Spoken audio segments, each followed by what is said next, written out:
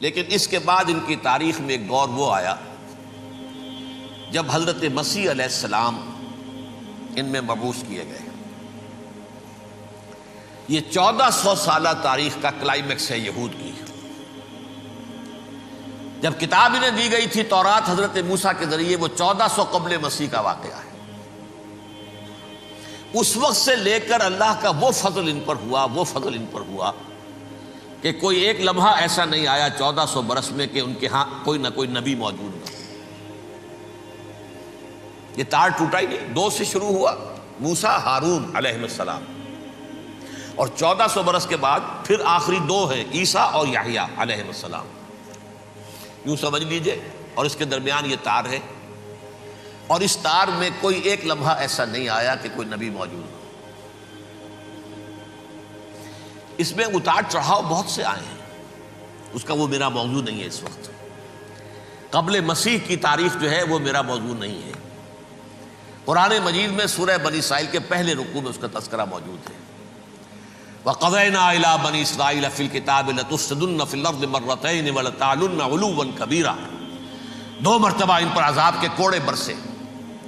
پہلے اشوریوں کے ذریعے سے جو شامی تھے، سیرینز اشوری کہلاتے ہیں، پھر بابلیوں کے ذریعے سے یعنی عراقیوں کے ذریعے سے، بیبیلونیا نام تھا عراق کا پہلے، ان پر بہت بڑی بڑی تباہیاں آئیں، اللہ تعالیٰ کی طرف سے عذاب آئے۔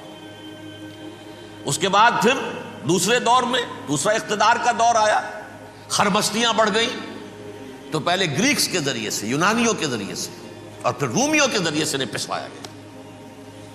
یہ دور گزر چکے تھے ان پر، 2 عروج کے دور اور 2 زوال کے دور۔ میری چھوٹی سی کتاب ہے تنظیم اسلامی کا تاریخی پس منظر، شاید 6-7 روپے کی ہوگی، اس کو آپ دیکھیں گے تو اس میں اس کا پورا نقشہ آپ کو مل جائے گا۔ ویسے تو یہ کہ میری جو ذرا بڑی کتاب ہے سابقہ اور موجودہ مسلمان امتوں کا ماضی، حال اور مستقبل، اس میں میں نے ان معاملات پر بڑی تفصیل سے بحث کی۔ بہرحال یہ جو دور تھا ان کا 1400 سالہ، وہ اونچ نیچ سے ہوتا ہوا جب آیا ہے حضرت مسیح کی بعثت پر، تو ان کی شرارت کی انتہا یہ ہو گئی کہ اللہ تعالیٰ نے مسیح کو رسول بنا کر بھیجا، رسولاً الی بنی اسرائیل۔ حضرت موسیٰ اور حضرت عیسیٰ کے درمیان رسول کوئی نہیں ہے، سب نبی ہیں۔ حضرت موسیٰ رسول تھے اور حضرت عیسیٰ رسول ہیں۔ درمیان میں داؤد ہو، سلیمان ہو، یشعیاہ ہو، زکریا ہو، یہ سب نبی ہیں، یحییٰ نبی ہیں، رسول نہیں ہے۔ لہذا وہ شہید کر دیے گئے، رسول شہید نہیں ہو سکتا، قتل نہیں ہو سکتا۔ لیکن عیسیٰ اور موسیٰ کے درمیان 1400 برس ان کے جو ہیں، اس کا کلائمیکس ہے حضرت مسیح علیہ السلام کی بعثت، اور حضرت مسیح علیہ السلام کو جسے اللہ نے اپنی روح قرار دیا، روح منہ، کلمتہ القاہا الی مریم، اللہ کا کلمہ، عظیم ترین معجزات۔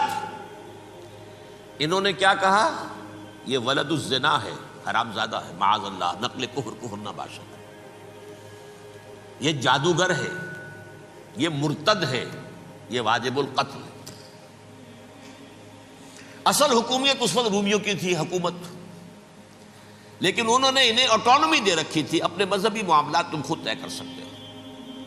تو قائفاس جو اس وقت کا ان کا ہیڈ ربائی تھا سب سے بڑا، اس کی عدالت نے فیصلہ کیا مسیح کو سولی چڑھا دیا جائے۔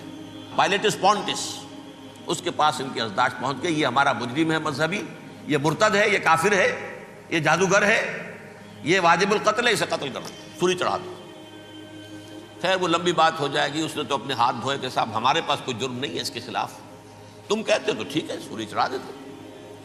یہ دوسری بات ہے کہ اللہ نے حضرت مسیح کو اٹھا لیا آسمان پر، ان کی جگہ وہ شخص سولی چڑھا جس نے غداری کر کے گرفتار کروایا تھا، جوڈاس اسکیریوٹ، اس کی شکل اللہ نے بدل دی حضرت مسیح کی سی، اور حضرت مسیح کو فرشتے اٹھا کے اوپر لے گئے، وہ زندہ آسمان پر اٹھا لیے گئے۔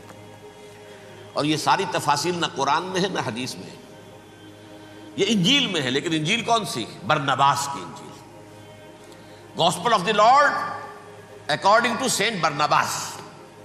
یہ حواریین مسیح میں سے تھے، لیکن عیسائی ان کو تسلیم نہیں کرتے، ان کی بائبل کو صحیح نہیں مانتے، کینونیکل نہیں مانتے۔ 100 انجیلیں تھیں، 104 تھیں، جن میں سے 4 چنی ہیں انہوں نے، یہ متی اور جان اور مرقس مارکس، یہ ہے تو یہ 4 انجیلیں ہیں، انہوں نے تسلیم کیے کہ یہ کینونیکلز ہیں، یہ تو ہیں حقیقی، باقی جو ہیں 100 اس کو وہ تسلیم نہیں کرتے۔ ان میں سے ایک ہے یہ برنباس، اس میں یہ تفصیل ہے کہ اللہ تعالیٰ نے اس شخص کی، جیوڈاس کی، یہودا جیوڈاس اس کو انگریزی میں کہتے ہیں، اس کی شکل بدل دی حضرت مسیح کی سی، وہ گرفتار ہوا، وہ سولی چڑھا۔ وہ غدار تھا، غداری کی سزا اسے ملنی تھی، وہ مل گئی۔ حضرت مسیح کو فرشتے 4 اٹھ رہے ہیں، جس کوٹھڑی میں حضرت مسیح مقیم تھے، ایک باغ کے اندر روپوش تھے، اس کی چھت پھٹی ہے، 4 فرشتے آئے ہیں، حضرت مسیح کو اٹھا کر لے گئے ہیں، چھت برابر ہو گئی ہے، اس کے بعد وہ شخص پکڑا گیا۔ بہرحال حضرت مسیح کو اللہ نے اٹھا لیا آسمان۔ لیکن وہ دن ہے کہ اس قوم کو اب مغضوب علیہم قرار دے دیا گیا۔ نوٹ کر لیجئے، اصل میں تو ہونا یہ چاہیے تھا کہ رسول کی جان کے درپے جب کوئی امت ہو جاتی تھی تو اللہ کا قاعدہ یہ تھا کہ اس امت کو نسیہ منسیہ کر دیا جائے۔ حضرت نوح کی قوم کو ختم کیا یا نہیں؟ حضرت ہود کی نگاہوں کے سامنے قوم عاد برباد کی گئی یا نہیں؟ حضرت صالح کی نگاہوں کے سامنے قوم سمود برباد ہوئی؟ یہ اللہ کا قاعدہ رہا۔ سدوم اور عمورہ کی بستیاں حضرت لوط علیہ السلام جہاں بھیجے گئے، مدین کا علاقہ جہاں حضرت شعیب بھیجے گئے، اہل فرعون جن کی طرف موسیٰ کو بھیجا گیا، سب ہلاک کر دیے گئے۔ کیونکہ رسولوں کے بارے میں اللہ کا نبیوں کے بارے میں یہ بات نہیں ہے۔ نبی آیا، اس نے دعوت دی، جس نے مان لیا اچھا کیا، اپنے لیے اچھا کیا، نہیں مانا اس کی اپنی جو ہے عاقبت برباد ہو گئی۔ دنیا میں کوئی فیصلہ اس کا نہیں ہوتا، لیکن رسولوں کا معاملہ یہ ہوتا ہے کہ دنیا میں وہ اللہ کی عدالت بن کر آتے ہیں، مانو گے تو بچو گے، نہیں مانو گے ہلاک ہو جاؤ۔ تو اس اعتبار سے وہ مستحق تو ہو چکے تھے اس کے کہ انہیں ہلاک کر دیا جائے۔ اب اللہ کی کوئی خصوصی مشیت ہے، اس میں کیا حکمت ہے، وہ ہے ایک حکمت، میں بعد میں اگر وقت ہوا تو بتاؤں گا۔ فیصلہ یہ کیا اللہ نے کہ حضرت مسیح کو تو اٹھا لیا زندہ، اور ان کی رسی ابھی مزید دراز کر دی، کہ ان کو ابھی مہلت دے دی کہ تمہیں آخری استیصال، جس کو عذاب اکبر کہتا ہے قرآن، سورہ سجدہ جو حضور ہر جمعے کی پہلی رکعت میں فجر میں پڑھتے تھے، وَلَنُذِيقَنَّهُم مِّنَ الْعَذَابِ الْأَدْنَىٰ دُونَ الْعَذَابِ الْأَكْبَرِ لَعَلَّهُمْ يَرْجِعُونَ۔ چھوٹے چھوٹے عذاب اور ایک بڑا عذاب، جبکہ قوم بالکل برباد، نسیم منسیہ، کأن لم یغنوا فیہا، ایسے ہو جائیں جیسے کوئی تھے ہی نہیں آباد یہاں۔ لا یرا الا مساکنہم، اب ان کے مسکن نظر آتے ہیں، مکین نظر نہیں آتے۔ یہ عذاب اکبر جو ہے وہ ان پر نہیں آیا، حالانکہ وہ مستحق ہو گئے تھے اسی وقت۔ اس کو یوں سمجھیے کہ کسی شخص کو پھانسی کا حکم تو ہو جائے، ایگزیکیوشن نہیں ہوتا ہے، کئی سال گزر جاتے ہیں پڑے ہوئے، اور معاملات جو ہیں وہ چلتے رہتے ہیں۔ یہ معاملہ ہوا اس کے ساتھ، ورنہ یہ مستحق ہو چکے تھے آخری بربادی تباہی کے، عذاب استیصال، جڑ سے کاٹ دینے والا عذاب، وہ آ سکتا تھا ان پر اسی وقت، لیکن اللہ نے ان کی مہلت دراز کی ہے۔ لیکن اس کے بعد اللہ نے ان کو ایک اور موقع دیا۔ 600 برس بعد حضرت مسیح کے محمد الرسول اللہ صلی اللہ علیہ وسلم کی بعثت ہوئی، اور یہ میں سمجھتا ہوں کہ اس قوم پر اللہ کا اتنا بڑا فضل تھا، اتنا بڑا فضل تھا، اتنا بڑا فضل تھا۔ اب پھر ایک موقع دیا، عسیٰ ربکم ان یرحمکم وان عدتم عدنا، دیکھو اب بھی تمہیں ہم ایک موقع دے رہے ہیں، تمہارا رب تمہارے اوپر اب بھی فضل کرنے کو تیار ہے، رحم فرمانے کو تیار ہے۔ ان ھذا القرآن یہدی للتی ہی اقوم، اس قرآن کے سائے میں آ جاؤ، یہ شاہدرا ہے ہدایت میں آنے کا، اس میں داخل ہو جاؤ، محمد کی تصدیق کرو صلی اللہ علیہ وسلم، دامن محمدی میں آ جاؤ، اب بھی ہم تمہارے گناہ بخش دیں۔ لیکن نہیں، اس قوم نے حضرت محمد صلی اللہ علیہ وسلم کی دشمنی کی کمر کس لی، اور اب یوں سمجھیے اس تاریخ سے لے کر آج تک یہ گٹھ جوڑ ہے۔ ظاہر بات ہے کہ ابلیس کا بھی اصل دشمن اب کون ہے، یا ہدف کون ہے، ٹارگٹ کون ہے؟ جنہوں نے محمد کو نہیں مانا صلی اللہ، وہ تو ہے ہی جہنمی، ان پر کوئی اور محنت کرنے کی ضرورت کیا ہے؟ سمجھ گئے میری بات؟ حضور کی بعثت کے بعد جنہیں حضور کو رد کر دیا، ان پر ایمان نہیں لائے، وہ کون ہے؟ کافر، وہ جہنمی ہے ہی ہے، لہذا اس کے اوپر کوئی محنت صرف کرنے کی ابلیس کو ضرورت نہیں ہے۔ اس کا اصل ٹارگٹ امت محمد ہے صلی اللہ علیہ وسلم۔ وہ ساری نوع انسانی کی دشمنی اب آ کر مرکوز ہو گئی ہے امت محمد صلی اللہ علیہ وسلم کی دشمنی پر۔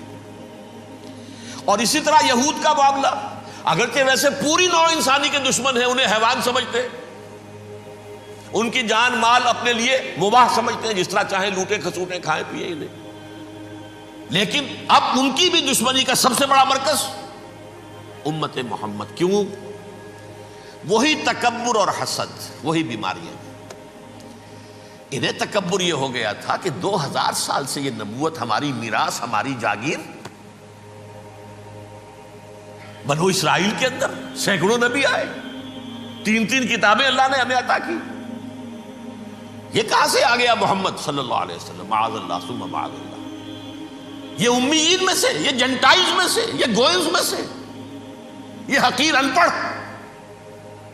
کہاں ہم کہاں یہ نہیں تسلیم کریں گے۔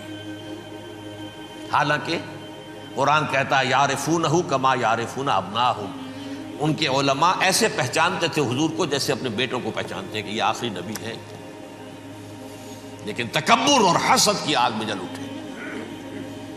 اب ان کے بھی دشمنی کس سے ہے؟ محمد اور امت محمد صلی اللہ علیہ وسلم۔ یہ گٹھ جوڑ ہے۔ اب دیکھیے، یہ ہے میری گفتگو کا اب تک کی گفتگو کا حاصل، یہ گٹھ جوڑ، ایک غیر مرئی دنیا، انویزیبل دنیا کا ابلیس لعین اور جنات میں سے اس کے لشکری فوج، انسانوں میں سے ویسے تو اور بھی بہت جگہ اس کے ایجنٹ ہیں، مسلمانوں میں بھی ہے، لیکن بحیثیت قوم، بحیثیت مجموعی، ایک پوری قوم، ایک پوری نسل جو ہے اس کے ساتھ گٹھ جوڑ ہے۔ ان دونوں کی گٹھ جوڑی کے ساتھ یہ دشمن دون ہیں انسانیت کے، پہلا دشمن ابلیس لعین، عزازیل لعین، اور دوسرے دشمن یہود ملعون۔ صلی اللہ علی محمد صلی اللہ